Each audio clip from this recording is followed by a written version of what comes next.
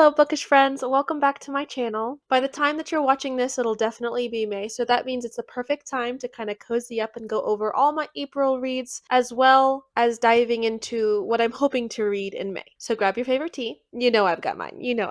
So let's go over my April reads. We're going to keep these reviews short and sweet today. Just little bite-sized thoughts, but if you're craving more in-depth reviews, you can always go to my Goodreads or my Storygraph, and I'll link that in the description below. In fact, it'll be linked to my link tree in the description below. So many steps. So first up, House of Earth and Blood, Crescent City 1. And I have thoughts, so I'll try to keep them concise. This book, absolutely 5 stars. Would give it 6 stars if I could. No hesitation. World building, so rich. The tension, the heartbreak, the plot twists. I was gasping, crying, and laughing. All the works. Sarah J. Maas was not playing around. Why do you sound surprised? Now, book 2 of Crescent City, House of Sky and Breath. I still really enjoyed it. Don't get me wrong, but I did give it a 4-star instead of 5. Mostly because their relationship at this point became rather flat for me. Like, their entire relationship boiled down to spice, steamy. Let's get it down and dirty. And listen, I'm here for the spice. But I need a little more in-depth, especially with everything that they've been through. At the end, that changed anyway, and it became more in-depth, so I was really debating between 4 and 5 stars, but honestly, 4 stars was more realistic. That said, I'm still very obsessed with this series. I actually made a whole reading vlog with my live reactions and all my thoughts, chaotic moments. That was my last video, and I'll link that in the description too. Okay, so I had 2 ARC reads this month. And for anyone who doesn't know, ARC stands for Advanced Reader Copies.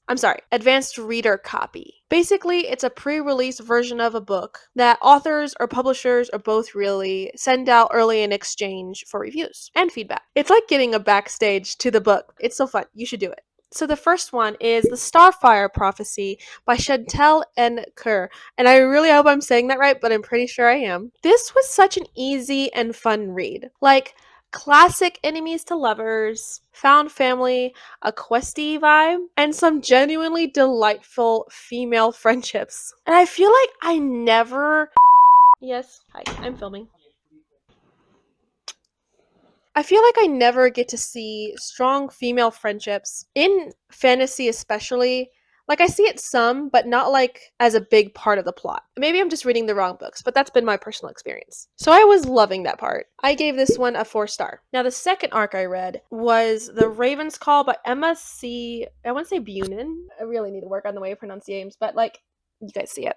And okay, deep breath. This one just didn't hit for me at all. I'm always going to be honest with you guys. Even though I hate giving low ratings, I gave this one a 2.5 star. The concept had potential, and again, female friendship played a big role, which I loved. I'm seeing a lot of female friendships this month.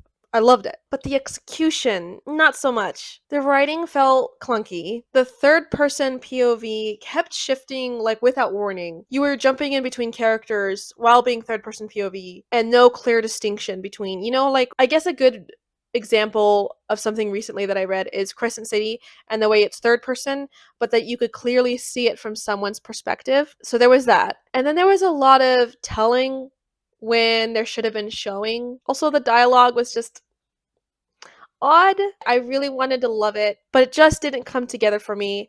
And this was one of those very beginner net gallery reads that are for free, that, you typically get to before you can start requesting other ones. So I can kind of see why, but that's how I felt about it, and that's why I gave it a 2.5 star. Now on to The Poppy War. This book is a masterpiece. It's dark, it's devastating, it does not shy away from the true horrors of war. I gave it a 5 stars, like, no question. The writing is just stunning, the characters deeply complex. Like, I'm talking true morally gray. There was a lot of philosophy, there was cultural themes. No, it's just absolutely brilliant. But a huge trigger warning here. This book gets real. Like, disturbingly real. I was not prepared for how brutal some of these scenes are, and I wish I was. But if you can handle like a dark historical fantasy, it's 100% worth reading. And yes, I'm actually currently reading book 2, The Dragon Republic. So I'll update you guys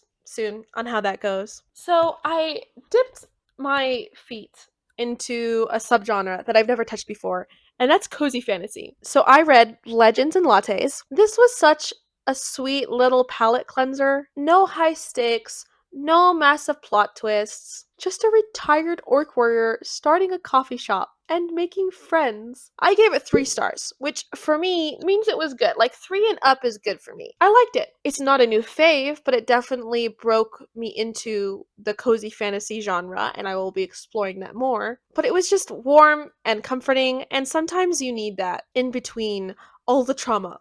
All the trauma of the books that I tend to read. It was just nice. Now for the last one, which was a very short book. I read Leaving Legalism by Kendra Fletcher. And if you've been around for a bit, whether it's on TikTok or YouTube, you know that I've talked about growing up in a really restrictive cult-like environment that was a church. So this book, it hit hard. The author is from the same church that I grew up in. I barely remember her, to be honest. And there's reasons for that that are beyond me, but I was, I think, 13, 14 at the time, maybe even younger. It's not exactly a memoir. It reads more like a devotional or a Bible study, but it was deeply validating. Like, there were moments that I was reading and I was thinking, wait, no, that happened to me. I'm not crazy. And even though deep down I know that, like I know I'm not crazy, there are still moments that I question myself and I just wonder if I'm remembering things wrong because I don't want to actually believe that this is actually out there, you know? It was encouraging and honestly healing to read someone else's story from that same environment, and it made me feel not alone. It also sparked a new desire in me to write a memoir someday. And if I do, of course, I'll change names and locations to protect the people that I'm discussing. But I'm thinking that sharing my experience might actually help someone else too, and that excites me. And it's also healing for me in a sense too. Like, okay, I can help heal by opening about my story. Okay, enough about that. Let's talk about our May TBR. So I have a lot of physical books, as most of us do, that I need to read up on. So I kind of put up a list of things that I'm going to be doing, like picking and choosing from. So I'm going to choose 3 books from my TBR jar, and then I'm going to sign up for 2 more arcs in Net Gallery, and I'm also going to continue the 3 series that I already started. So that is the Poppy War, Crescent City, and I'm hoping to kind of get into the Stormlight Archives as well. Like, I was really into that for a minute and I just kind of took a break and I need to get back into it. I was thinking about doing an audiobook for Oathbringer, but I'm not sure because the downside for me of having an audiobook is not being able to annotate.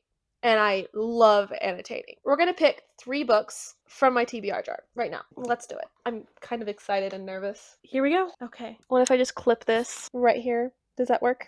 It should. Okay, here it is. It's overflowing. Like this needs to happen. Okay. I don't care if some fall out. That means it wasn't meant to be. I'm just gonna like pick one.